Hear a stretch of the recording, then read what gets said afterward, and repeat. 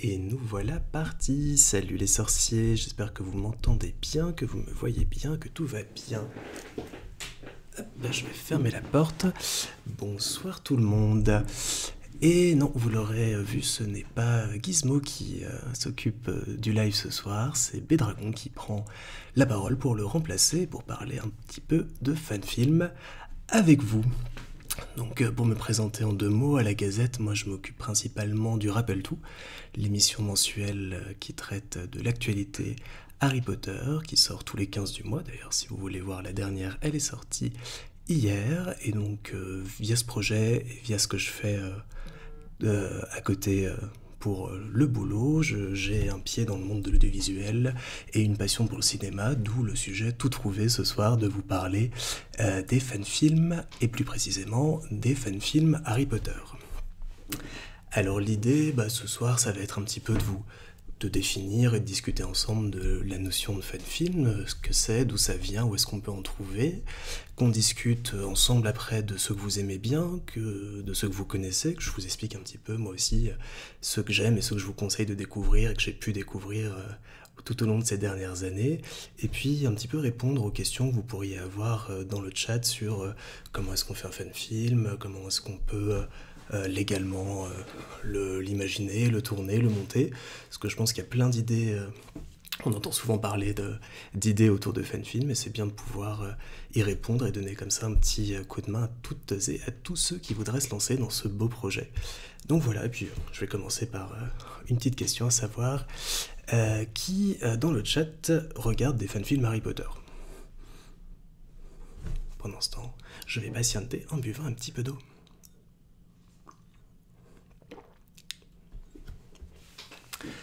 Donc pour vous parler un petit peu d'histoire en attendant, un fanfilm, c'est tout bêtement un film fait par des fans sur base d'un univers, que ce soit un livre, une série, une bande dessinée ou autre. Et on en trouve, j'ai envie de dire, depuis que les arts existent et que les fans existent. Donc ça existe dans à peu près tous les fandoms, on en retrouve chez Star Wars, Seigneur des Anneaux et Harry Potter, dont on va parler ensemble ce soir. Alors, Marjo nous dit « moi j'adore », c'est très bien. Qui a-t-on ? Silkia Milkia nous dit « j'en ai vu quelques-uns mais pas beaucoup, j'espère t'en faire un peu découvrir ce soir lors de la discussion ». L'arythmancien, oui, j'en ai déjà vu. La Taen lui dit « moi aussi ».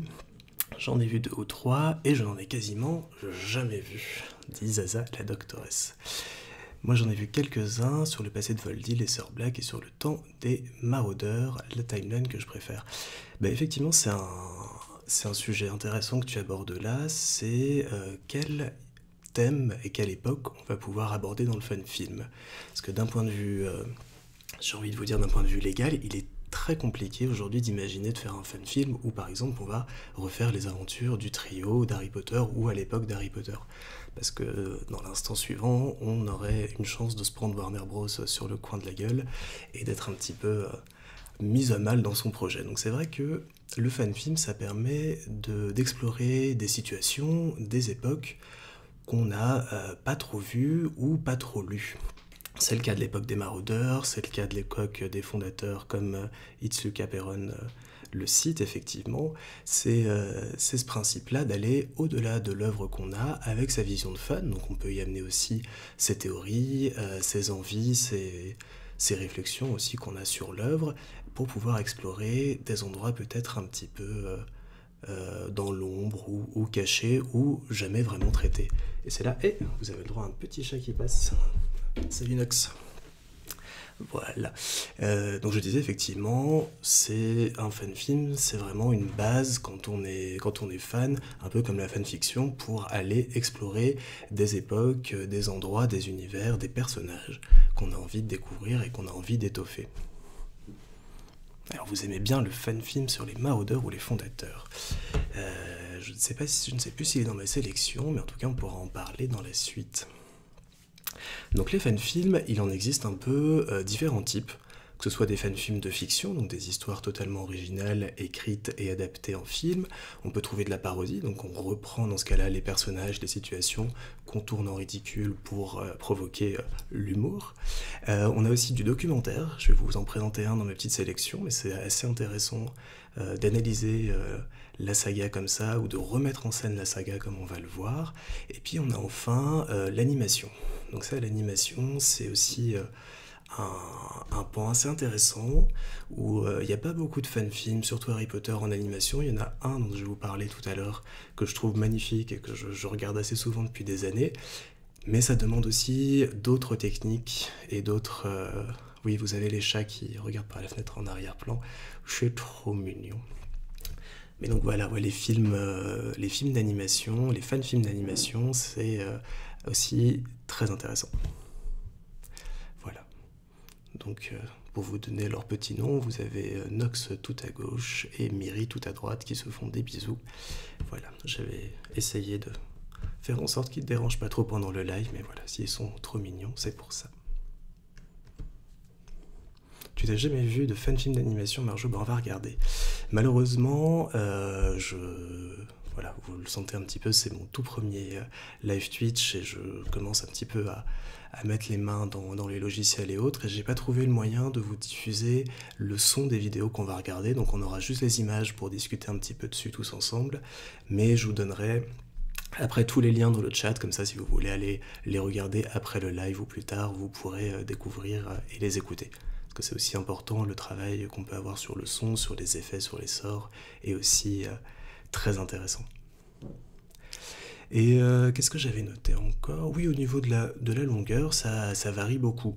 On peut avoir des tout petits courts-métrages qui vont faire 2-3 minutes. Ça va juste être par exemple un duel entre deux sorciers, ou des choses qui vont beaucoup plus être étirées dans la longueur. On verra notamment tout à l'heure un épisode d'une web-série qui est quasiment à 40 minutes. Donc, qui dit 40 minutes dit aussi une production qui s'allonge, beaucoup de temps à écrire, à tourner, à trouver les acteurs et à trouver aussi les financements. Parce que de plus en plus, ces projets-là, qui étaient très amateurs il y a encore quelques années, se professionnalisent, tout commence à avoir des... Et ils se battent, mon Dieu. Et commencent à mettre en place des campagnes de financement participatif pour aussi bien organiser le tournage que organiser la post-production. Ça va pas être possible, ça, jeune homme. Hop. Voilà. Voilà. Hop. Bientôt. Anac. Voilà. Ah, ces animagus, hein. Alors, Finding Plume demande si le crowdfunding pour les fanfilms, c'est pas contre l'autorisation de Warner sur les fanfictions. Oui, alors, effectivement, d'un point de vue législatif, je vous disais que c'est toujours un peu compliqué vis-à-vis des ayants droit. Pour Warner Bros, ils ont... En fait, il y a toujours un équilibre à trouver entre soit un ayant droit est trop à cheval sur sa licence et sur l'utilisation qu'on en fait, et dans ce cas-là, il va un petit peu se mettre les fans à dos, soit il est un peu plus coulant, ou il ferme un peu les yeux, on dirait, et il laisse la main plus libre aux fans. Donc dans le cas des fanfilms Harry Potter, Warner Bros est assez coulant, dans le sens où à partir du moment où le fanfilm n'est pas produit à des fins lucratives, donc ne rapporte pas d'argent, et que l'équipe essaye de mettre une petite note en bas de vidéo, comme quoi les personnages sont des créations de Warner Bros, de toujours créer un lien avec l'ayant droit. Ils n'ont pas grand-chose à dire, ils ne le font pas en tout cas, il n'y a pas eu trop de cas ces dernières années où le Warner Bros a pu taper du poing sur la table là, en disant qu'ils n'étaient pas d'accord avec un projet. Donc quand ils vont organiser une campagne de crowdfunding, c'est toujours dans le but de produire le film, c'est pas dans le but de gagner de l'argent avec. Donc ça reste du non lucratif, même si voilà, on peut parfois se demander si tout l'argent est bien investi dedans, mais ça c'est d'autres questions que seulement celles des droits. En tous les cas, ça passe dans ce cas-là sous le radar de Warner Bros et le fan film peut exister et être diffusé par lui-même. Il y a des ayants droit qui sont un petit peu plus compliqués. Par exemple, en 2016, les ayants droit de Star Trek ont mis un peu le holà sur les fan-films qui étaient produits, parce qu'ils se rendaient compte qu'avec le temps, les budgets alloués, les histoires racontées, les fan-films Star Trek devenaient beaucoup trop impressionnants et étaient même relativement comparables aux films officiels produits. Donc en 2016, ils ont mis le holà et ils ont demandé à ce que les fan-films Star Trek ne fassent plus qu'une demi-heure maximum, aient un budget à respecter très très strict. Je crois que c'est 50 000 $, quelque chose comme ça, qui ne devait pas dépasser. Donc déjà 50 000 $, vous faites quand même un beau petit fan-film, et avoir une histoire originale qui ne reprenne pas les vaisseaux ou les personnages. Donc on peut voir comme ça que les ayants droit sont toujours un petit peu tatillons et préfèrent faire attention. Marjo nous dit que je commence à me mettre dans les fan-films Star Wars, il y a des trucs de tellement haut niveau, je me demande si Lucasfilm n'est pas encore plus relax. Oui, bah, c'est aussi on voit aussi à travers cette évolution que une certaine démocratisation de l'univers audiovisuel, c'est parce que si on compare même à 10 ans en arrière, bah pour tourner un film, fallait encore pouvoir avoir une caméra, avoir une équipe, passer du temps avec des logiciels parfois très chers pour faire le montage, les effets, créer l'ensemble de l'univers. Donc c'était vraiment réservé, si je peux dire, à une partie des fans qui avaient les moyens et pouvaient le faire. Alors qu'aujourd'hui, bah, techniquement, moi j'ai une caméra dans la main avec mon téléphone, on peut facilement trouver des outils de montage gratuits sur internet pour pouvoir le faire. Les effets, il y a des packs qui existent, on peut s'entraîner, on peut en récupérer. Donc créer un fan film aujourd'hui, au-delà de l'histoire, ça devient de plus en plus facile, et les logiciels évoluant de plus en plus et de mieux en mieux, on se rend compte qu'au final, la qualité des films est assez magnifique. Et je vous montrerai tout à l'heure un des fan-films que j'ai sélectionné, qui même en 2013 avait déjà recours à du tournage par drone et en 4K, et on a déjà ce rendu, le premier plan, on se dit « Waouh, c'est un film ». Donc on sort un petit peu effectivement de cette époque où le fan-film pouvait être décrié en disant oui, bah, c'est un délire de potes tourné à 3 francs 6 sous dans le fond d'un jardin avec des baguettes en bois et autres. Là, on voit aujourd'hui qu'il y a des projets très intéressants, très pertinents qui se montent. C'est le cas avec les fondateurs dont on a un petit peu parlé plus tôt, où là, bah, ils prennent vraiment le temps d'écrire, de rechercher leurs décors, ils ont un vrai travail au niveau de l'équipe aussi, et les projets grossissent comme ça et deviennent des vrais films. Alors, est-ce que ça va finir par emmerder un petit peu Warner Bros qui risque d'un jour mettre un peu le holà là-dessus? On verra bien de quoi l'avenir est fait. En attendant, bah, ça nous fait découvrir des choses qui sont très chouettes et qui nous permettent un petit peu d'évoluer dans le fandom et dans l'univers, parce qu'on a envie de découvrir tout ça. Et donc je vous propose de passer à une petite sélection que je vous ai préparée. Je vais boire un petit peu d'eau parce que j'ai la gorge un petit peu sèche entre temps. Donc je vous ai préparé une petite sélection, il y en a 1, 2, 3, 4, 5. 5 web-séries ou fan-films qui pour moi sont intéressants à différents niveaux et que je vous invite à découvrir parce que ça va aborder les différents types qu'on a pu voir un peu plus tôt, mais également différentes thématiques et techniques de réalisation. Alors sous vos yeux ébahis, je vais changer. Hop, voilà. Et c'est pas celui-là avec lequel on allait commencer, c'est celui-ci. Donc ce que je vais faire, je vais vous le lancer en arrière-plan, mais vous n'aurez pas le son, comme ça vous verrez un petit peu l'image. Donc le tout premier dont je voulais vous parler s'appelle, vous allez excuser mon accent anglais en live, Harry Potter and the 10 Years Letters. Cette web-série de 7 épisodes qui a été diffusée entre 2012 et 2013 est une parodie en fait où on suit Harry, beaucoup plus vieux, en train de travailler dans sa vie au ministère de la magie, qui est confronté à tout ce qu'on peut connaître dans le mémo. C'est ça qui est génial, parce que Voilà, ça on voit, c'est une feuille qui est attachée à un fil invisible et ça marche quoi. Y a pas, comme quoi il n'y a pas besoin de dépenser 300 millions pour faire des effets spéciaux, ça marche et ça me fait rire tout de suite. Donc on suit Harry dans cette vie d'adulte, dans cette crise de la quarantaine qui va petit à petit l'approcher, l'englober et l'attaquer, et comment il va pouvoir s'en sortir. Donc c'est une... là je vous ai mis la vidéo, en fait ils ont mis les 7 épisodes d'un coup, donc ça fait je pense ouais, une petite heure et demie. Donc, en tout ça fait un long métrage autour de ces thématiques-là, et c'est une très chouette webcomédie à découvrir, que je vous conseille chaudement. Je ne sais pas si vous l'aviez déjà vu ou autre. Je vais remettre le chat, sinon je ne vous ai pas. Voilà. Arino, oui, effectivement, dans les fanfilms, on compte les parodies comme celui-là que je vous montre en ce moment. Ah, si ça peut pousser Warner à piocher des idées et les officialiser, ça peut être intéressant, effectivement.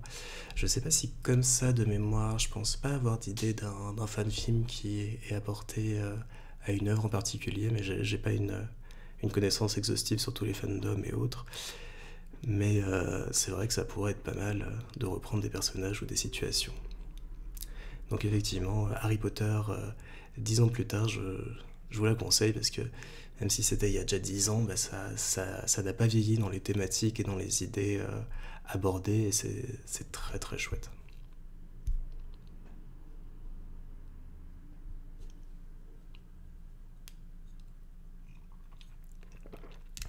Voilà, je fais une petite pause pour vous laisser savourer ce petit coup de ukulélé.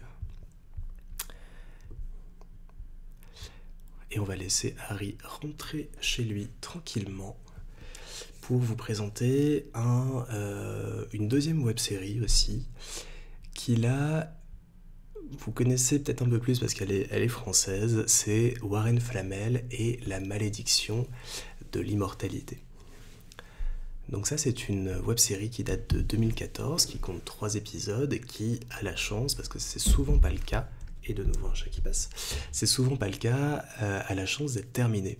On a souvent des projets qui sont lancés, qui sont pleins de bonne volonté, et qui disparaissent du jour au lendemain. Alors on a peut-être vu un extrait, un teaser, un épisode quand ça va bien, et après plus de nouvelles. Là, Warren Flamel a eu la chance d'être porté par son réalisateur, Quentin Vectan Berbé, et il l'a porté jusqu'au bout, il a développé et il a sorti les 3 épisodes. Donc quand je vous disais tout à l'heure qu'on peut avoir différentes durées sur les fan-films, là c'est le cas avec celui-ci, parce que le premier épisode fait autour de 4 ou 5 minutes de mémoire, et le dernier monte à 35 minutes. Donc on voit une vraie évolution, d'autant que cette web-série a été produite via un financement participatif, donc a pu avoir les moyens de développer son histoire, de se mettre en avant et d'exister comme ça. Donc je vous conseille vraiment, si vous la connaissez pas, de la découvrir, parce que d'une part, c'est une série francophone, donc les fan-films francophones, je pense, sont aussi à soutenir, parce qu'il y en a peu par rapport à tout ce qu'on peut voir au niveau fan-film anglais et américain. Et il y a un vrai savoir-faire qui se développe au niveau de la réalisation, au niveau des effets. On a quelque chose de très créatif, de très poussé, une très belle histoire qui se met en place dans des décors assez magnifiques que vous pouvez aller visiter ensuite si ça vous amuse. Et pour ceux qui ont un petit peu l'œil, vous allez pouvoir repérer, notamment dans le 3e épisode, des guests en termes de youtubeurs français et autres qui sont venus faire de la magie là, dans cet univers. Donc une petite trilogie en fait qui suit Warren Flamel, le descendant de Nicolas Flamel, créateur et propriétaire jusqu'à un âge avancé de la pierre philosophale qu'il confie à, je pense que c'est son petit-fils de mémoire, ou c'est le neveu de Nicolas Flamel, qui est chargé de détruire la pierre philosophale à la suite des événements d'Harry Potter à l'école des sorciers. Et tout ce que je peux vous dire, c'est que malheureusement pour lui... Ah mais je vous ai pas lancé les images, mon Dieu. Ah là là là là là là là là.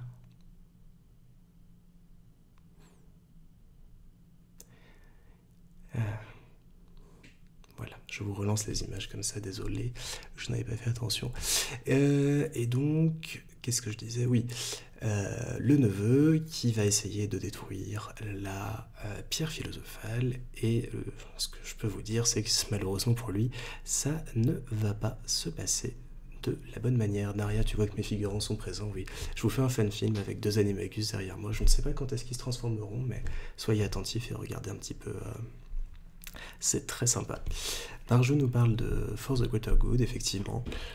Je l'avais mis dans ma liste au départ, mais je l'ai enlevé pour un autre. Mais c'est aussi un court-métrage très intéressant sur le combat entre Albus et Grindelwald, qui vaut le coup, même si c'est un petit peu vieilli dans le jeu d'acteur et tout maintenant, c'est aussi très sympa. Effectivement. Donc voilà, vous voyez, on est sur les images qui passent, on est quand même en 2014, donc on est sur une technique qui aujourd'hui a, il faut l'avouer, un petit peu vieilli, mais vous allez voir dans les épisodes qui suivent, c'est beaucoup plus actuel, je veux dire. On sent qu'il y a vraiment une expérience qui a été, qui a été acquérie par l'équipe au fur et à mesure des tournages, et ça donne un résultat qui est très très chouette à regarder. Et voilà. Et donc pour l'anecdote, Quentin était dans mon école de cinéma quand j'ai fait ma études il y a des années et des années. Donc c'est rigolo de le voir produire aujourd'hui un fun film Harry Potter. Et très très fun. Voilà, donc je vous laisserai découvrir la suite et les nombreux effets. En plus sur un épisode de 5 minutes, je vais pas trop vous en montrer. Et je voulais vous parler ensuite, on parlait des différents genres en tout début, et celui-ci, donc la bataille de Poudlard, est un faux documentaire. Donc c'est un genre et un parti pris que je trouve extrêmement original pour un fan film. Ils sont partis du principe, on va revivre les événements de la bataille de Poudlard dans le tome 7, mais on va en faire un documentaire comme si on allait se rendre sur les lieux, par exemple là à Poudlard, et interroger les survivants et survivantes et ce qui reste, les souvenirs, les séquelles de la bataille. Donc c'est un très très très original, enfin très chouette et original projet qui est composé de 5 parties. Ça fait longtemps parce que ça date de 2011, donc ça fait un petit moment que je les ai pas vus, donc je ne saurais plus vous rentrer dans l'intégralité des détails, mais je trouve que le fait de mixer un espèce de faux reportage avec des interviews comme ça, sans rentrer dans le côté parodique qu'on peut retrouver dans certains projets, apporte quelque chose, apporte une vision, et cette question, qu'est-ce qui reste après l'œuvre et qu'est-ce qui reste après une bataille aussi importante et imposante que celle de Poudlard.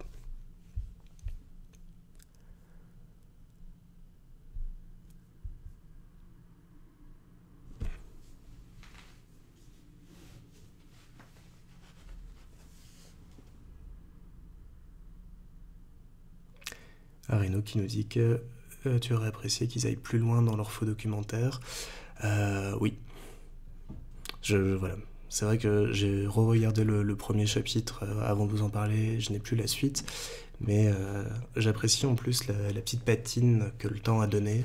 Donc on voit sur les plans d'interview et autres que c'est tourné à Orlando, dans le parc et autres, mais je trouve que ce côté un petit peu vieilli de l'image, on n'est plus trop sur de la HD, on est sur quelque chose d'un petit peu passé, d'un peu surexposé comme ça, est assez intéressant et rend encore plus hommage parce qu'on se rend un peu plus compte qu'on pourrait être en 97, juste après la bataille.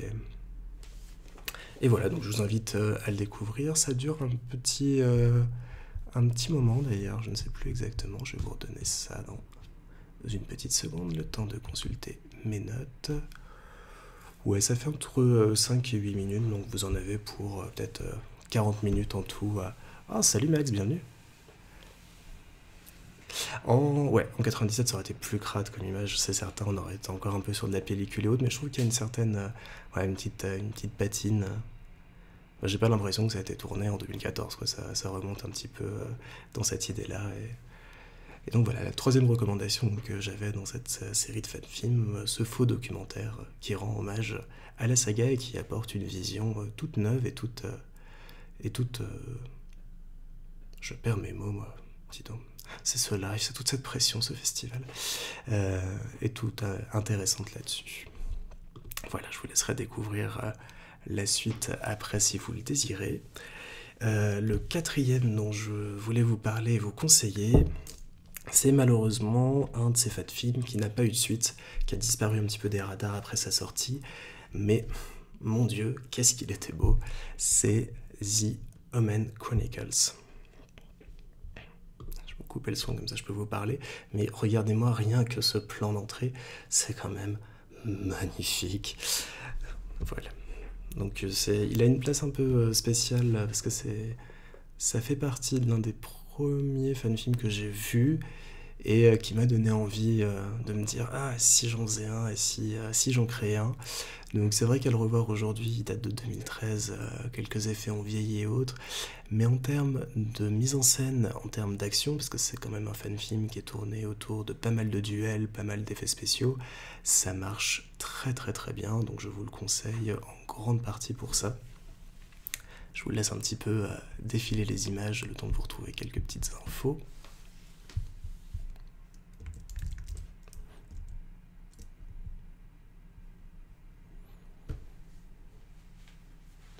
Donc ça nous raconte l'histoire d'un objet très mystérieux et d'organisations qui veulent le récupérer.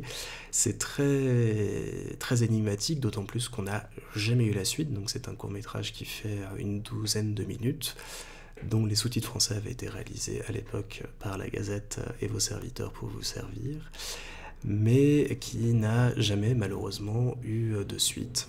Voilà, l'équipe attendait de voir si l'engouement prenait. Pour moi, à l'époque, il avait pris, mais il faut croire que pour eux, ça n'était pas assez.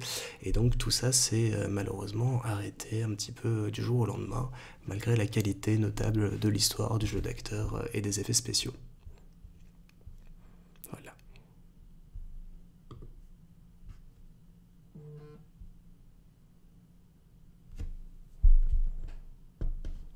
Mais oui, effectivement, Max 2 millions, c'est pas mal. Oui, ça avait bien tourné à l'époque. Moi, j'avais beaucoup aimé. Je me disais pourquoi pas.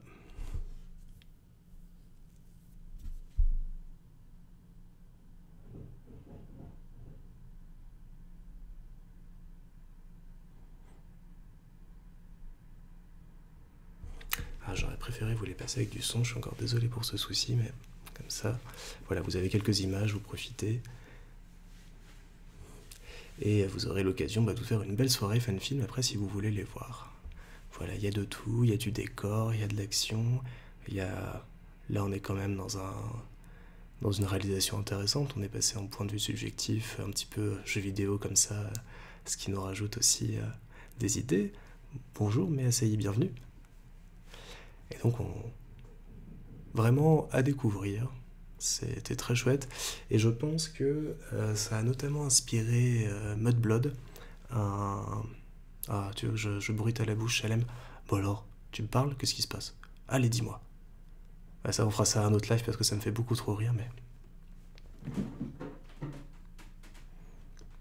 Mais en fait, ouais, il faut que je regarde un peu dans mes réglages OBS, mais j'arrive pas à mettre le son de mon ordi comme je le reçois sur casque et tout. J'aurais dû me pencher... Il a un petit air de Cyprien, ce garçon, mais non. J'aurais dû me pencher un petit peu plus dessus pour pouvoir vous le faire écouter, mais comme ça, je vous donne envie et puis vous pourrez un peu savoir de quoi il parle. Donc, petit spoiler, ce n'est pas la liste des courses. Et je vais arrêter là comme ça. Vous pourrez découvrir ce qui se passe. Mais tout tourne autour de l'étrange artefact qu'il tient dans la main et des différentes personnes et groupes qui vont vouloir s'en emparer. Donc vraiment à découvrir, malheureusement avec un peu de frustration à la fin, parce qu'il y a des questions intéressantes et on se demande où est-ce que ça va, mais on ne saura jamais, à moins qu'on se mette tous ensemble et qu'on aille demander où est-ce qu'ils en sont après sur leur Facebook. Bah ouais, je viendrai t'embêter, Max, à l'occasion. Et le tout dernier que je voulais un petit peu vous présenter et vous partager, c'est un très joli court-métrage d'animation. Il faut écrire une fanfiction pour finir le fanfilm, mais oui. Et on le fera dans un podcast. La Ancien nous dit que si ça se trouve, le réalisateur attend d'avoir passé les 3 millions de vues pour lancer la suite. Depuis 7 ans, il est derrière son compteur YouTube tous les matins en disant « Allez, montez !» Mais ouais, ça serait chouette d'avoir une suite à cette histoire, mais je pense que malheureusement ça fera partie de ces projets inachevés qui ne seront jamais repris. Et donc je vous disais, le tout dernier que je voulais vous conseiller s'appelle Le Conte du Prince, The Prince's Tale en anglais. Et c'est à ce jour, je pense, le seul fan-film d'animation Harry Potter que je connaisse. Alors je l'ai connu à l'époque, donc on est en 2011, via le site DeviantArt, qui le proposait en flash à ce moment-là et que j'avais repéré lors de mes errances sur le site. Et en voulant préparer ce live aujourd'hui et vous le retrouver, je me suis rendu compte qu'il n'était plus dispo. Et j'ai eu la chance quand même de pouvoir le trouver sur YouTube. Donc pour vous en montrer quelques extraits. Donc c'est un... Voilà, c'est un film d'animation. Ah, à chaque fois je suis... Ah, j'ai les frissons. Je le regarde très régulièrement et ça me rappelle beaucoup de choses. Donc réalisé entièrement à la main, dessiné par Random Manal, qui a fait à peu près 6000 dessins pour l'animation. Et ça nous raconte les souvenirs du prince tels qu'ils sont évoqués lors de la bataille de Poudlard dans le tome 7. Donc je ne vais pas vous en montrer beaucoup, parce que la musique fait énormément là-dessus, et je suis très désolé de ne pas pouvoir vous mettre la musique, mais c'est du Beethoven, voilà, c'est du Beethoven qui vient englober le tout, et c'est assez magnifique parce que ça nous retrace toute cette vie avec une très belle réalisation, vous l'avez vu, il n'y a jamais de coupe, on est suivi, on plonge dans les dessins, on en ressort ailleurs, donc vraiment, voilà, je vous le conseille, ça fout un petit peu les jetons et les frissons. Et ouais, en flash, ça date de 2011, effectivement, donc c'était un petit peu... Et It's Lucas Béron nous dit, on a bien eu Warren Flamel, épisode 3, 5 ans après l'épisode 2. C'est vrai, mais sur Warren Flamel, il y a eu effectivement... On savait que l'épisode 3 arrivait, il y a eu beaucoup de temps pris pour l'écriture, le tournage, ils ont eu beaucoup de temps aussi pour avoir tous les décors, les accessoires, les acteurs disponibles. Donc on savait que ça allait arriver, mais sur Roman Chronicles, il n'y a plus de nouvelles depuis des années, donc pour moi, voilà, j'ai fait une croix dessus et tout. Et effectivement, Miyashita dit que le travail que ça a dû demander, bah ouais, je pense que tout ce travail d'animation à la main, parce qu'aujourd'hui le cinéma d'animation en grande partie est fait via des logiciels, là, lui, il a vraiment travaillé à la main, image par image, pour l'animer ensuite via ordinateur et le mettre en musique, donc ça demande, quand vous voyez qu'il faut, en cinéma, enfin, en vidéo, on est souvent entre 24 ou 25 images par seconde, donc il faut vous imaginer que sur une seconde de film, donc ce qui correspond à ça, il y a entre 24 et 25 dessins. Là, il y en a moins parce que le mouvement n'est pas aussi fluide et on n'a pas ce ratio-là, mais ça demande quand même, voilà, chaque mouvement de cette bulle qui tombe est un dessin en soi. Donc un travail assez fou pour 30 000 vues à la fin sur YouTube. Voilà. Lui mériterait aussi d'en avoir 3 millions, donc j'espère que vous partagerez après à tout le monde ce très joli fan-film que je rajouterai sous peu à la liste des fan-films et web-séries Harry Potter sur le site de la Gazette, parce que je pense qu'il mérite d'être davantage connu et visionné. Et c'est vrai que, comme je vous le racontais, j'étais un peu tombé dessus totalement par hasard, et je suis très heureux de voir qu'il a été mis sur YouTube et qu'on peut le partager.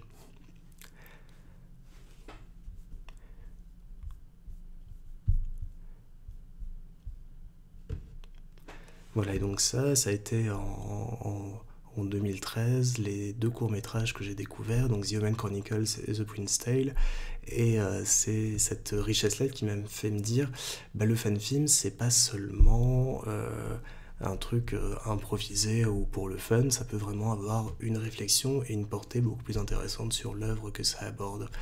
Donc j'espère que par cette petite sélection que je vous ai faite ce soir, ça vous a donné aussi peut-être envie d'en découvrir davantage, peut-être voir aussi envie d'en produire, d'en créer, d'en écrire, et ça serait formidable parce que vous allez me dire, Bédragon, tu nous parles que de vieux fan-films depuis tout à l'heure, on a vu le plus récent qu'on ait vu date de 2014, donc vous pouvez légitimement me poser la question, mais est-ce qu'il y a des projets de fan-films qui existent aujourd'hui?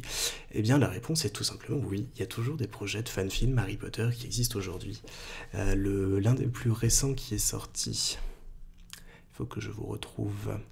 Hachem Alolov nous demande à quand un fan film avec le staff de la Gazette. Alors ça, c'est une envie qui existe depuis des années et des années au sein de la Gazette, qui est réfléchie, qu'on essaye. On fera peut-être un jour un fan film, on vous en parlera plus en détail. Salem ne veut pas voir ça, monsieur, ce sera très très drôle, je pense, donc on le fera. Je prends un petit verre d'eau, le temps de vous... Hop. Le temps de préparer ici. Voilà. Donc, dans les fan-films récents, donc sortis en février dernier, on trouve Mudblood, premier épisode d'une série à venir. Qui suit, alors je sais pas au niveau, est-ce que vous voyez bien comme ça? Oui, c'est bon, il n'y a pas de souci, vous le voyez bien, parfait. Alors, Mudblood, c'est une trilogie, comme je vous le disais, dont le deuxième épisode est en développement et qui narre les aventures de Muriel Warrington, qui est pourchassée en Amérique du Nord par des mange-morts après s'être enfuie de Poudlard. Donc, très intéressant pour deux aspects, qui aussi d'une part montrer le monde magique américain, donc ça a été amené grâce aux animaux fantastiques, on sort un peu du cadre Poudlard, l'école, l'histoire qui est autour des personnages, les fondateurs, les maraudeurs, et on crée une histoire originale qui se passe dans un décor original, j'ai envie de dire, par rapport à la saga, qui est l'Amérique du Nord. Donc il y a des... Voilà, vous pouvez retrouver ma critique sur le site de la Gazette, il y a des choses que j'ai beaucoup aimé en termes de décor, de mise en scène, d'autres un petit peu moins en termes de jeu d'acteurs et autres dans ce projet, mais c'est pour vous montrer que les fan-films Harry Potter, ça continue d'exister, ça continue de se mettre en place, et c'est à suivre si ça vous intéresse. Alors Naria nous dit que je l'ai moyennement apprécié, les jeux d'acteurs sont inégaux, mais l'histoire est intéressante. Effectivement, c'est l'un des points que j'avais soulevé. C'est pas toujours égal. On sent que pour le coup, ça a pu être fait avec soit des connaissances, soit des amis qui sont venus donner un coup de main pour jouer, particulièrement monsieur à l'écran en ce moment qui est un peu en dessous par rapport à elle, qui est pas trop mal. Mais voilà, ça n'enlève pas la qualité globale du film. Surtout celle qui copie Bellatrix, oui. Mais sans spoiler, vous le découvrirez à l'écran tout de suite. Mais il y a un petit peu de Gryffondor en elle, vous le noterez à la mèche de cheveux. Je remonte un peu les commentaires, si je n'ai rien oublié. Ah Félix, dis-nous, qui il y a dans ton cast parfait pour l'époque des maraudeurs? Vous y office dans les locaux de la Gazette, oui, excellente idée. Donc en attendant, Mudblood, qui est sorti cette année, assez intéressant à regarder et à suivre, un joli projet en devenir. Cette apparition mystérieuse me fait rire. Comme si être méchant, c'était écarquiller les yeux avec des lentilles colorées. Voilà. C'est très bien. Elle est stupéfixée, on va la laisser comme ça. Ah, Ben Barnes. Ah là là. Je vois que certains ont déjà dévoré Shadow and Bone sur Netflix, juste pour le voir. Je vous comprends. Dans les autres projets intéressants à venir, il y a, on en parlait un petit peu, toute la série des fondateurs. Donc c'est une équipe française qui est en train de produire un court-métrage par fondateur. On a déjà eu Rowena Serdaigle, il travaille actuellement sur Godric Gryffondor, donc c'est une série assez intéressante à suivre. C'est un petit peu ce que je vous disais dans le fait que les fan-films grandissent en qualité et en équipe de plus en plus et se professionnalisent parce que eux prennent vraiment le temps de les écrire, de les produire, de les mettre en scène, avoir toute une équipe qui se met en place, parce qu'aussi bien on peut être seul sur un court-métrage ou on peut être 15 comme sur une petite équipe, voire une vraie équipe de tournage à beaucoup plus. Et donc ça se met en place, produisent vraiment du contenu. Pareil, les fondateurs, bonne idée, très beau décor et effort sur les costumes, mais les jeux d'acteurs sont inégaux, ouais. Voilà, ça fait partie aussi du fait que beaucoup de ces projets sont bénévoles pour la plupart, donc dans ce cas-là, on fait avec les gens avec qui on est, et il faut aussi accepter le fait que ce ne sera pas un jeu d'acteur tel qu'on pourra le voir au cinéma, ce sera des gens peut-être moins formés, voire tout à fait novices, mais que ça n'enlèvera pas à la qualité générale de l'ensemble. Et l'important, c'est quand même de passer un bon moment.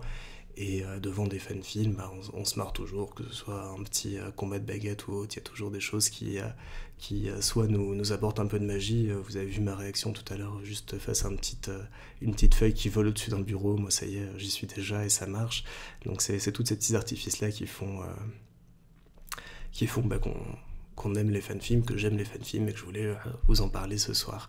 Et je vois justement là qu'on a je n'avais pas repéré ça, mais on a le teaser announcement de la deuxième partie de Mud Blood. Donc en plus, personnage principal, Poussoufle, très peu vu dans les fan-films, aussi un héritier de tout ce qu'on peut voir depuis ces dernières années, avec le personnage de Norbert qui donne leur vraie place au Poussoufle maintenant, qui trouve aussi une voix jusqu'au fan-film. Et ça s'annonce intéressant, ma foi, tout ça. Voilà, j'ai découvert ça en même temps que vous, le 4 juin, dans 15 jours. Et il va falloir qu'on prépare une petite annonce à la Gazette. C'est bien, ça nous fera du travail la semaine prochaine. Voilà, vous découvrez l'envers du décor comme ça. Mais c'est rigolo de découvrir comme ça pendant le live. J'avais même pas vu que c'était passé.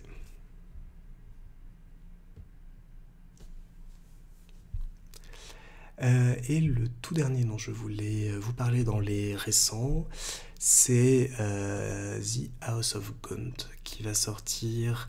Alors il devait sortir au mois de mai, me semble-t-il, ce mois-ci même, mais dû à la situation sanitaire, fermeture des cinémas et autres, l'équipe souhaite organiser une vraie projection avec une salle complète et pas une salle en demi-jauge. Donc tout va être reporté. Voilà. Tout va être reporté au mois de juillet au niveau des projections et le fan-film sera disponible au mois d'août. Donc, malgré tout ce que vous voyez, donc les titres, sous-titres et autres, The House of Gaunt est un film français qui est réalisé par Joris Faucon-Grimaud, que vous voyez interviewé à l'écran. Donc, une production française que je soutiens donc d'autant plus fermement qu'il faut aussi que ça vienne de chez nous et que c'est très bien. Et avec, pour les fans Max... c'est de Scam, je crois. Je ne suis pas fan de cette série, mais Maxence Fauvel, qui est l'un des acteurs principaux d'une série à succès, qui a la chance de participer et d'incarner Voldemort. Vous allez me corriger dans le chat, j'en suis sûr. Voilà, Maxence Danet Fauvel. Voilà, donc effectivement, House of Gaunt, il y a des acteurs pros, il y a un réalisateur qui a déjà fait d'autres courts-métrages avant, une équipe, vous le voyez, rien qu'aux images qu'on voit, du matériel, une organisation de tournage qui est une organisation quasi professionnelle. On vient de le voir, des cascades, des gens qui encadrent, Frédéric Sautrel, qui est connu aussi dans le cinéma français. Donc un projet qui, moi, a toute mon attention. Attendez, ça, voilà. Rien que ça, cette image, elle est magnifique. Voilà, cette profondeur de champ, ce travail sur les lumières, voilà, ça donne envie. Et donc ça rejoint ce que je vous disais tout à l'heure, dans le sens où le fan-film devient un film professionnel au point qu'ils veulent d'abord le diffuser en salle, et ils l'ont travaillé, je pense, pour que ce soit découvert en salle et pas sur YouTube. Donc on voit comme ça l'évolution progressive de la qualité, qui s'explique aussi bien par l'évolution du matériel, sa démocratisation, l'évolution de l'accès aux effets, que par cette nouvelle génération d'étudiants en cinéma ou de cinéastes qui arrivent en ayant lu Harry Potter plus jeune, vu les films, et ont envie aussi de retranscrire leur vision de l'univers à l'écran dans leurs projets. Donc on a vu beaucoup de fan-films qui ont déjà une dizaine, 5-10 ans, et là on va arriver dans une époque où je pense qu'on va avoir de nouveaux fan-films, que ce soit français, américains, voire d'autres pays.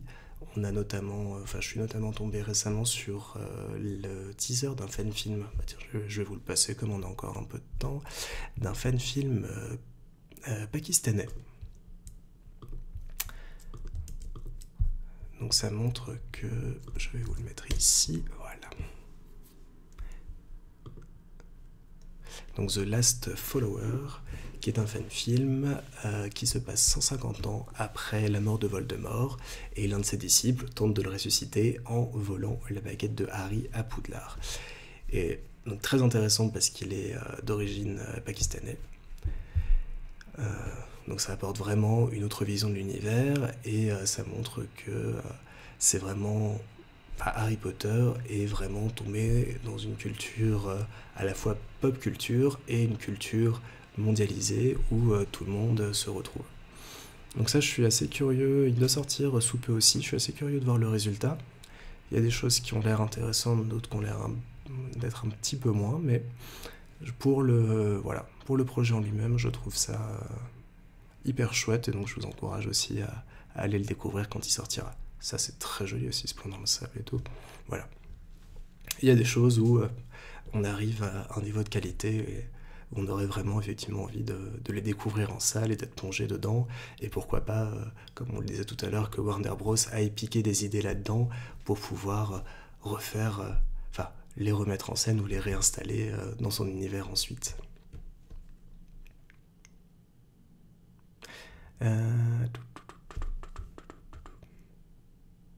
Je reviens un petit peu sur vos questions. Alors, on parlait enfin un fan-film qui se centre sur Voldemort autrement que sur sa quête des Horcruxes. Oui, c'est vrai que ce côté politique aussi est assez intéressant, voir comment c'est traité. Les gens ne retiennent que ça de Voldemort, alors qu'il y a une histoire vraiment plus riche que seulement ça. Ouais, filmé à Fontainebleau, effectivement, dès que tu peux avoir accès à des décors, ça joue aussi beaucoup. C'est vrai qu'entre tourner dans ton grenier, comme j'ai pu le faire à une époque pour mes propres courts-métrages Harry Potter, et avoir accès, comme on peut le voir aussi dans le teaser, à des toits, à des châteaux, à des vues comme ça, dès qu'on peut donner de la profondeur, du palpable comme ça, c'est vrai que l'univers se crée tout de suite et qu'on y est et qu'on y croit. Effectivement, Scam, merci, j'avais très peur en le disant, mais voilà, mes souvenirs étaient bons. Areno nous demande, ils ont payé tout ça comment? Alors pour The House of Gaunt, ils ont réalisé trois financements participatifs pour une somme de mémoire qui atteint les 60 000 € pour produire le film et le post-produire. Parce que je pense qu'il y a beaucoup de travail sur le montage, les effets spéciaux derrière, donc c'est pour ça qu'ils avaient besoin d'une telle somme. Mais voilà, c'est la professionnalisation et la mise en place de tels projets s'accompagne souvent effectivement de moyens et d'un budget aussi grandissant. Donc il ne faut pas imaginer qu'on ne puisse pas faire de fan-film sans avoir un énorme budget, c'est tout à fait possible, parce que nous, ce qu'on dit toujours dans le milieu ciné-audiovisuel, c'est que c'est l'histoire qui compte avant tout. Si vous avez une bonne histoire, quelque chose qui tient la route, qui soit logique, et qui donne envie aux spectateurs de la regarder et de vous suivre, vous avez gagné, et c'est pas la peine d'avoir un château à Fontainebleau hyper fast pour que ça marche aussi, ça peut très bien fonctionner sur les émotions, la mise en scène, sans avoir ces décors, ces effets grandioses ou payés très très cher. Max nous dit qu'il a très peur du projet, mais j'ai très peur et je serai très critique. Oui, c'est vrai, c'est aussi le revers de la médaille sur ces projets-là, c'est qu'on monte dans les enjeux, on met en place beaucoup de choses, on paye des gens, on paye le projet, les décors, l'écriture et autres, donc quelque part on va attendre de ce fan-film autant qu'on attend d'un film de la saga ou des Animaux Fantastiques 3 par exemple. Donc on va être très très critique effectivement à sa sortie parce qu'il met les enjeux et la barre très haut. On aura tendance à être beaucoup plus gentil sur des projets beaucoup plus simples entre grosses guillemets, parce que déjà créer un film ça n'a rien de simple, mais plus cool dans sa manière d'être produit et dans ses enjeux en tout cas. Voilà, je suis content de voir que le film pakistanais vous enjaille autant que moi. C'est chouette, mais oui, il a l'air d'offrir plein de choses à voir. Voilà, on va pouvoir ouvrir un Netflix des fan-films Harry Potter bientôt. Et encore, ça c'est qu'une petite partie, je vous ai fait une toute petite sélection parmi tout ce qui existe. Et je pense qu'il y en a plein que je ne connais pas, que j'ai jamais vu, parce que le fan-film, ça fait aussi partie d'une espèce de tradition, entre guillemets, qu'on peut retrouver sur des forums ou autres. Moi qui ai passé des années sur des forums Harry Potter, on a fait plein de fan-films quand on se rencontrait à des conventions ou autres, des petites choses comme ça. Donc c'est à la fois un genre qu'on connaît par des grandes figures, mais des choses aussi qu'on peut retrouver ou sur des endroits très cachés et autres. Donc si ça vous intéresse, faut pas hésiter à aller plonger dans les archives et autres. Si jamais vous vous aventurez jusqu'à Dailymotion, je vous invite à ne jamais regarder un court-métrage qui s'appelle Bataille à Poudlard, je crois. Voilà, c'est l'un de mes tout premiers cours, je ne vous montrerai pas ici parce que je veux avoir une notoriété qui tient un petit peu encore la route. Mais voilà, on peut faire de tout tant qu'on s'amuse avec aussi, parce que c'est ça aussi qui est important, c'est de faire le projet, non pas pour une notoriété ou pour essayer d'amasser des sous, parce qu'on avait vu qu'on n'avait pas le droit, mais pour s'éclater avec après. Je remonte un petit peu vos commentaires. Ouais, il y a plein de portes d'entrée pour développer encore plus l'univers, c'est sûr. Chaque détail, on l'a vu sur Warren Flamel, rien que le détail de se demander qu'est-ce que devient la pierre philosophale, qu'est-ce que peut devenir la pierre philosophale, c'est hyper intéressant. Et donc c'est vrai que chaque ligne du livre devient une porte d'entrée vers une nouvelle histoire, quelque chose à raconter ensuite. Je ne sais pas où ils ont tourné The Last Follower, mais j'aimerais bien visiter. Oui, ça a l'air très chouette. Pour m'être un peu renseigné, je pense qu'ils sont liés à leur université. Et je crois que ça a été tourné dans les locaux de leur université qui ressemblent beaucoup à une université anglaise ou autre dans son style. Et ça a l'air très sympa comme lieu. Finding Bloom, vous voulez voir mes courts-métrages? Oui, bah vous irez. Ah là là. Si vous êtes gentil, je vous le montrerai tout à la fin. Avec House on Coat, j'ai peur du fait qu'il soit en anglais, sachant que le cast est français. Ah oui, tu fais référence effectivement à Voldemort, les origines de je sais pas quoi. Les origines de je sais pas quoi. Super titre, bravo. Bravo, bravo, bravo. Oui, donc tu fais référence à un fan-film qui a été tourné, un fan-film italien qui a été tourné en langue anglaise. Et c'est vrai que ça perd déjà que le jeu d'acteur est pas forcément excellent sur tout le fan-film, mais ça perd aussi beaucoup derrière en qualité parce qu'on sent qu'ils ne sont pas à l'aise avec la langue. Donc c'est pour ça que quand on peut avoir des fan-films français, je trouve que c'est aussi intéressant parce que on est dans une maîtrise ou autre. Ça s'appelait Voldemort, Origins of the Air. Les origines. Voilà. Le fan-film sur Orgueil et Préjugés est bourré de défauts, mais pourtant il est fait avec amour et passion. Oui, oui. C'est vrai qu'Orgueil et Préjugés a pas mal de petits défauts, mais sur l'ensemble, tu sens que derrière, c'est une équipe de fans qui l'a fait. Et j'ai envie de dire que tu leur pardonnes tout. Tu leur pardonnes ces petits écarts-là parce que tu passes un bon moment, tu t'amuses parce qu'il y a des jolies trouvailles, il y a des jolies créations, on est dans une école originale, on est dans une histoire originale, donc malgré tous ces petits défauts, tout mis ensemble, tu passes quand même un chouette moment devant, donc je vous l'ai pas mis dans la sélection, mais vous pouvez aussi découvrir Orgueil, Préjugés et Sortilèges. Alors, bon, on va finir le live là-dessus, mais je vais aller vous chercher mon vieux court-métrage qui a des années et des années. Alors, Dailymotion, mon Dieu. Alors, voilà, n'hésitez pas si vous avez des questions ou autres pendant ce temps-là. Voilà, si vous avez des envies de vous lancer et que vous savez pas comment faire. Lucas nous dit, le problème de Origin of the Air, c'est qu'il raconte, ça avait déjà été fait avant avec le Maître de la Mort, sauf que Origin avait plus de budget, donc plus, ouais. Oui, c'est vrai. Maître de la Mort qui a été fait par le Potter Show et qui est sorti je pense 1 ou 2 ans avant et qui effectivement a un point de vue aussi plus intéressant, une réalisation un petit peu au-dessus mais qui n'a pas eu la notoriété parce que beaucoup de monde s'est emparé de Origins of the Air et a un petit peu laissé de côté le fan-film francophone, ce qui arrive malheureusement assez souvent et on a pu le voir pas mal dans l'histoire du fandom, c'est que souvent des initiatives américaines passaient pour des énormes nouveautés alors que ça existait en France depuis des années. C'est un petit peu l'histoire de notre vie de fan. Alors. Mais non, ça s'appelle Attaque surprise à Poudlard, voilà. Alors, vous avez été sage, je vais vous en montrer quelques images. Oh là là. Alors pour le coup, ça a sacrément vieilli parce qu'on remonte maintenant jusqu'en 2010. Je vais vérifier si ça vous le met bien. Voilà. Donc, une caméra DV, une production homemade bien comme il faut, Des costumes, voilà. Mais donc ouais, Attaque surprise à Poudlard, c'était un... Je vais couper le son parce que sinon... Voilà. Euh, Voilà, petit court-métrage de forum tourné lors d'une rencontre à l'époque avec nos costumes, nos idées, un petit peu de l'impro et de l'envie. Mais voilà, une œuvre très chouette et qui n'est pas du tout HD. Ça doit être du 480p, donc tout petit, du format carré. Voilà. Là, on est vraiment dans l'histoire pur jus. Oh là là, mon Dieu, que de souvenirs en plus. Donc voilà, je vous ai montré quelques images, vous irez fouiller Dailymotion si vous voulez le retrouver, ce sera tout pour vos beaux yeux.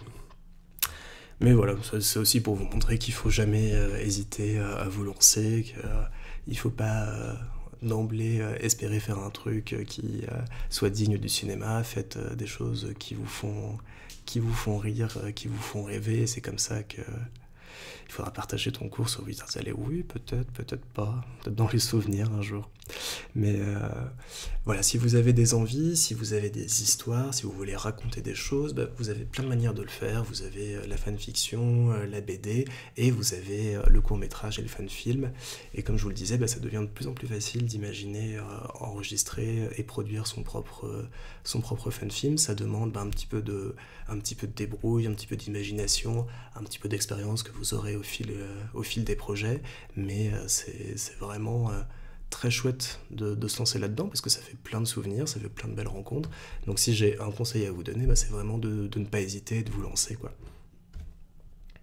Oui, elles sont magnifiques. C'est top Dailymotion en ce moment. Comme dit Naria, les publicités propositions sous la vidéo. C'est parfait. Nickel chrome. Bah voilà. Alors je vais repasser un petit peu là-dessus, parce qu'on arrive tout doucement à la fin de l'heure consacrée à ce live. Eh ben, j'espère que d'une part ça vous a plu, que ça vous a fait découvrir des fan-films ou autres que vous voudriez peut-être voir après. Je vous mettrai, une fois le live terminé, tous les liens dans le chat pour les faire découvrir si vous le souhaitez ensuite. Et bah, je voulais vous poser la question, après cette petite heure, est-ce que ça vous a donné envie d'en découvrir, envie d'en faire, lequel vous intéresse le plus, qu'on puisse encore un petit peu discuter 5-10 minutes ensemble autour de ça? Mais avec grand plaisir pour le partage et pour cette présentation. C'est, voilà. J'aime toujours discuter de films et autres, je trouvais que c'était vraiment l'occasion bah, de passer une petite heure à vous montrer ce qui, moi, m'a aidé aussi à développer mon amour pour la saga et pour l'univers Harry Potter. C'est aussi de voir qu'on avait une communauté qui essayait d'aller plus loin, essayait de créer autour de l'œuvre. C'est ça, je trouve, qui la renforce et qui donne à tout ça vraiment de l'intérêt et du poids. Marge me dit qu'elle va direct voir le fan-film d'animation. Je vous le conseille vraiment, c'est très très très très beau. C'est très beau, très remuant. Et c'est clairement quelque chose que j'aurais pu aimer découvrir à la place de la séquence qui est déjà très belle en soi dans la partie 2 des Reliques de la Mort, mais découvrir quelque chose en animation comme ça, ce qui aurait fait un très joli regard aussi avec la partie animée de la première partie. La première partie ou la deuxième? Je ne sais plus maintenant. Mais ça aurait ouais, ajouté une touche d'animation comme ça, surtout dans un monde de souvenirs ou autre, ça aurait été assez magnifique. Ça l'aime aussi, celui en animation. Si la Gazette se lance dans un projet dispo pour aider à la prod, oui. Il faut juste qu'on trouve le temps et l'idée, mais voilà, ça traîne dans l'air, donc vous aurez peut-être des nouvelles un jour ou l'autre d'un fan-film produit par la Gazette sur la Gazette. Eh bien, The Prince, ça a l'air très bien. Je suis ravi de l'avoir retrouvé juste avant le live pour vous le partager. J'étais vraiment déçu en voyant qu'il était plus dispo à cause de Flash. Et le fait qu'il soit sur YouTube est une excellente nouvelle. La vie secrète de la rédaction de la Gazette. Un super fan film en devenir, oui. Oui, dit comme ça, j'achète tout de suite. Mais est-ce qu'on veut que tout soit su dans la vie de la Gazette? Amélie, merci beaucoup pour ce live, je t'en prie. Chamallow qui paye direct pour le live. Regardez, après en faire un moi-même, non. Proposer mon casse parfait à Warner, j'attends que ça, mais je tente la fanfic, je fais des recherches en tout cas, c'est un exercice super fun. Bah tiens, ça me permet de vous poser la question, est-ce qu'il y a un élément de la saga Harry Potter ou Animaux Fantastiques, une époque que vous n'avez pas pu voir dans une fanfiction, un fanfilm, et qui pour vous serait intéressant de développer et d'aborder? Miyasai nous dit ça m'a donné envie de faire des cookies avec de la magie. Bah oui, voilà, partage-les, ramène-les lors du prochain live, on les mangera tous ensemble. Salem vous rappelle que vous pouvez nous financer sur Tipeee, effectivement, et tout l'argent sera utilisé pour faire le film. L'arithmancien va aller voir Juan Flamel. Sinon, le fan-film qui l'a le plus marqué, c'est Severus Rogue et les Maraudeurs. Oui, c'est vrai qu'on n'en a pas parlé, mais une histoire aussi assez intéressante sur cette époque-là. D'autant plus très bien joué, j'avais trouvé, donc voilà. Pour vous remontrer, effectivement, j'ai oublié de vous en parler. Oh là là, mon dieu, on est de nouveau sur Dailymotion. Cachons tout ça. Cachons cette page que je ne saurais voir. Hop. Vous avez sur le site de la Gazette une liste des fan-films et des web-séries Harry Potter qu'on essaye de mettre à jour régulièrement avec les nouvelles sorties, les nouveaux projets, les nouvelles vidéos. Donc, par exemple, The Prince Tale, je me suis rendu compte qu'il n'était pas rangé dessus, donc je le mettrai à jour aujourd'hui ou demain pour que ça puisse être mis en place. Mais voilà, vous pouvez retrouver l'ensemble des projets connus et mis en avant, dont on a pu parler à la Gazette ou qui ont fait parler d'eux sur Internet. Et vous pouvez regarder notamment les premiers épisodes et puis après découvrir le reste sur YouTube. Voilà, moi aussi. L'enfance de Voldemort, ça pourrait être sympa. Oui, ça peut être intéressant, effectivement, mais je pense qu'il y a une partie qui sera vue dans The House of Gaunt, donc à voir comment ils le traitent. Comme on voit des extraits, des scènes chez les Gaunt, en toute logique, on devrait peut-être avoir aussi un petit peu de sa vie ensuite. On verra bien un petit peu. La rivalité entre Godric Gryffondor et Salazar Serpentard. Oui, c'est vrai que cette question-là, de savoir pourquoi est-ce qu'un jour Serpentard a quitté Poudlard en promettant de ne jamais revenir, peut être assez intéressant et avoir leur rivalité à l'époque du Moyen-Âge.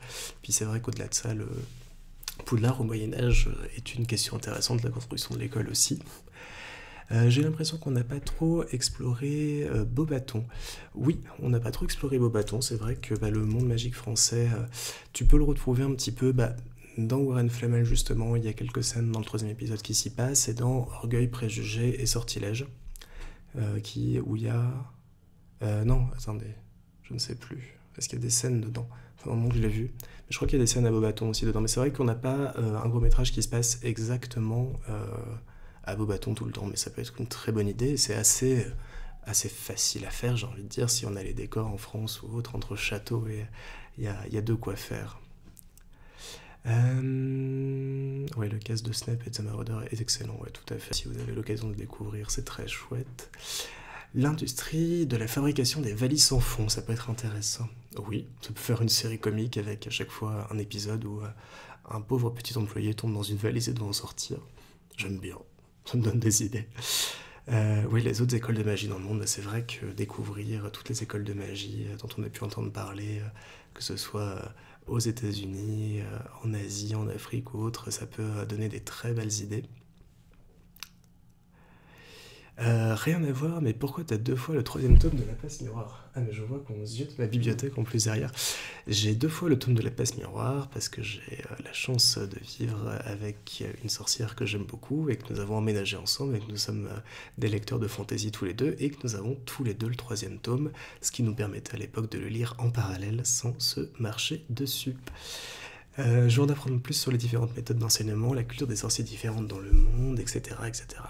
C'est vrai que ça, soit sous forme de documentaire, de film ou de série, ça pourrait être intéressant, un petit tour du monde des pratiques des sorciers, parce qu'on est souvent effectivement basé sur les sorciers en Angleterre, et c'est vrai que pouvoir avoir une vision comme ça de la culture, parce que on l'a très peu vu dans Les Crimes de Grindelwald, mais pouvoir voir ce que donne la culture française en termes de sorcellerie peut être, je pense, déjà très intéressant et ouvrir à d'autres choses ensuite. Une idée complètement hors budget. La Première Guerre mondiale, où on va en parler Jacob côté moldu, Thésée en mode badass et Norbert et ses dragons. J'achète. C'est hors budget, mais j'achète Marjo. Je veux voir ce film. C'est trop bien. Norbert qui chevauche des dragons et qui combat pendant la Première Guerre mondiale. Nickel. C'est parfait. On retrouve aussi Beauxbatons dans Les Animaux Fantastiques 2. On voit Beauxbatons? Je n'ai plus de mémoire. J'avoue que Animaux Fantastiques 2, je ne l'ai vu que 2 fois. Et je ne me souvenais plus qu'il y avait une scène à Beauxbatons, mais je te crois, la rythme sur parole. Et donc, ça rejoint un petit peu l'idée que Beauxbatons n'est qu'un décor, entre autres, et qu'on ne lui donne pas la place qu'il mériterait, mais ça rejoint voilà, cette idée. La saga se passe en Angleterre, donc on fait beaucoup de choses autour de l'Angleterre et autres, alors que toutes les portes sont ouvertes, comme on le disait, pour créer plein d'histoires. Faylis propose une histoire sur Ollivander aussi. Est-ce qu'il a un apprenti pour la relève? Ah, ça. Alors moi, pendant très longtemps, comme j'ai lu Harry Potter, c'était le tout premier livre que j'ai lu, donc je sortais du CP, j'avais 6 ans, et j'ai lu Harry Potter, et j'ai très longtemps cru effectivement que Ollivander était fabricant de baguettes depuis moins 973 ou je ne sais plus quelle date, et je me disais, waouh, mais ils sont vachement vieux dans le monde de la magie, et c'est bien des années après, en le relisant, que je me suis mis une claque, et j'ai bien compris que c'était quand même de père en fils depuis un petit moment, mais voilà. Mais effectivement, l'histoire d'Ollivander, de la création des baguettes ou autre, c'est un aspect hyper intéressant. Vous répondez entre vous, répondez-vous, ben voilà. Et ben on a fait le tour. Super. Quelle heure est-il? 19h10. Et ben voilà, on va tranquillement finir le live. Ben, j'espère vraiment que ça vous a plu. C'était une première pour moi. J'ai trouvé ça un petit peu intimidant, mais très fun à faire. Donc on va peut-être se retrouver bientôt pour d'autres lives sur d'autres sujets. Lucas nous propose une histoire sur Gregorovitch et comment il en est venu à posséder la baguette de Suro. Oui, effectivement. Voire même une série sur les détenteurs de la baguette de Suro et comment ils se sont obtenus d'époque en époque. Ça pourrait être hyper intéressant. Ah, merci Ploum, on n'est pas seul. Je ne suis pas le seul à penser ça. Autre anecdote, j'ai très longtemps vu Madame Pince qui était décrite comme ayant une tête d'oiseau, je ne sais plus lequel, mais voilà, pour moi elle avait vraiment une tête d'oiseau, ce qui renforçait le côté magique lors de mes premières lectures, et voilà, c'est aussi ce côté merveilleux de faire croire petit que c'est compliqué de monter les marches 4x4 et que tu peux avoir une bibliothécaire qui a une tête d'oiseau. Un documentaire sur la reproduction des beaux trucs. Là, je suis pas emballé. Je dois bien avouer que c'est pas un truc que j'ai envie de voir. Peut-être Norbert, faut lui proposer, mais voilà. En tout cas, je vais tranquillement vous laisser. Je vous remercie pour votre présence, c'était très très chouette à faire. Merci à vous d'être venu, d'avoir interagi et discuté avec moi autour de ces fan-films plus vieux ou plus récents. J'espère que ça va vous donner envie de les découvrir. Je vous mets dans quelques instants tous les liens dans le chat, comme ça vous pouvez les visionner tranquillement ce soir si vous le désirez.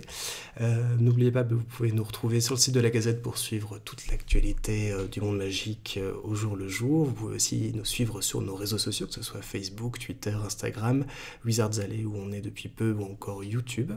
YouTube où vous pouvez retrouver les replays d'émissions, les podcasts, mais aussi tout ce qu'on produit de manière exclusive. Dans les toutes dernières vidéos, je vous conseille d'aller voir la vidéo souvenir des 20 balais de la Gazette, l'événement qu'on a fait pour nos 20 ans l'an dernier et qui est en ligne depuis quelques jours et qui rappelle de très chouettes souvenirs, ou encore le dernier Rappel Tout, l'émission mensuelle sur l'actualité Harry Potter qui est sortie hier.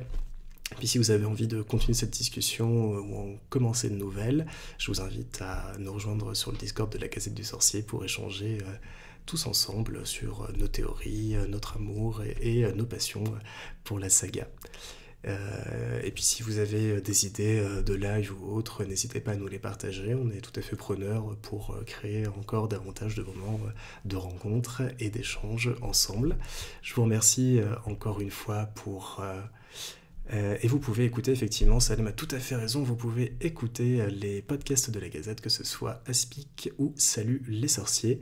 Et effectivement, l'épisode du jour est consacré à la maison Serre d'Aigle, et je vous conseille d'attendre le mois dans quelques semaines pour découvrir celui sur Gryffondor auquel j'ai participé, et qui est, sans vantardise, le meilleur de la série.